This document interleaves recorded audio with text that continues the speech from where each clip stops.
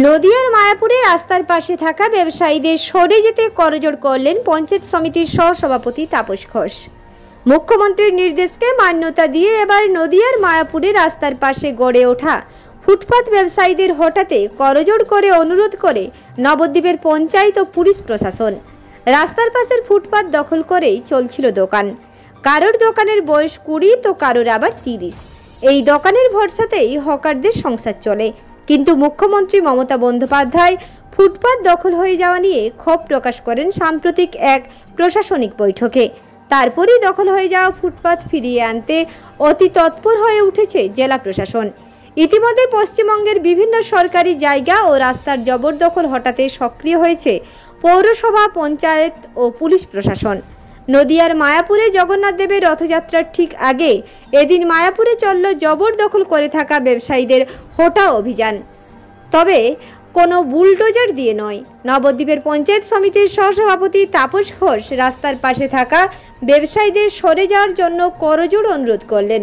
গৌরনগর মোড় থেকে ইস্কন মন্দির পর্যন্ত রাস্তার দুপাশের জবরদখল করে থাকা ব্যবসায়ীদের হঠাতেই এই অভিযান বলে জানা গিয়েছে।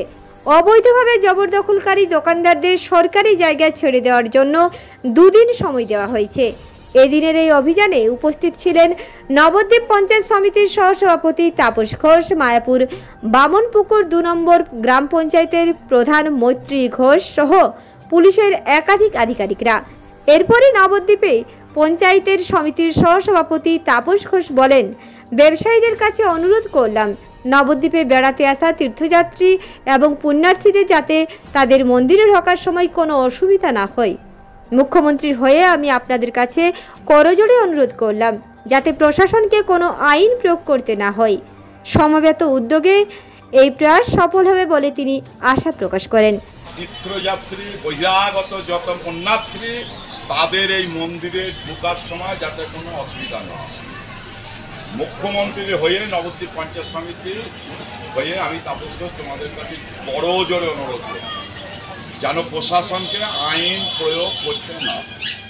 নবদ্বীপ থেকে সমীর দের রিপোর্ট, রূপসী বাংলা মিডিয়া।